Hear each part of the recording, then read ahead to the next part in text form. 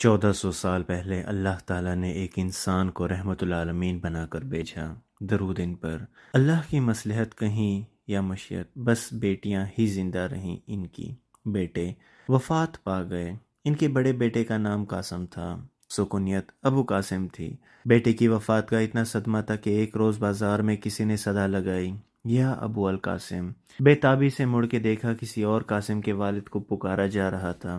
دل گرفتگی سے کہا، کوئی یہ کنیت نہ رکھے۔ معتقدین نے اسے حکم سمجھا تو کفار اعزار رسانی کے لیے طعنے کسنے لگے کہ بیٹے تو ہیں ہی نہیں اس شخص کے، تو یہ بے جڑ ہی رہے گا، نعوذ باللہ۔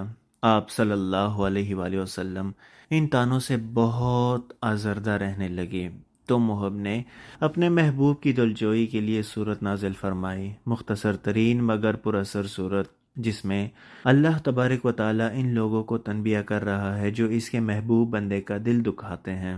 بے شک ہم نے آپ کو کوثر دی، پس اپنے رب کے لیے نماز پڑھیے اور قربانی کیجیے۔ بے شک آپ کا دشمن ہی بے نام و نشان ہے، اور خدا کا کہنا ہو تو کر رہتا ہے۔ جو لوگ طعنے کسے تھے بے نام و نشان رہ گئے، اور اللہ کے محبوب کا نام آج دنیا میں سب سے زیادہ رکھا جانے والا نام ہے، سبحان اللہ۔ جیسا کہ اللہ تعالیٰ نے حضور اکرم صلی اللہ علیہ وآلہ وسلم کی نسل بی بی فاطمہ رضی اللہ تعالیٰ عنہ کے دونوں بیٹوں حسن رضی اللہ تعالیٰ عنہ اور حسین رضی اللہ تعالیٰ عنہ سے چلائی۔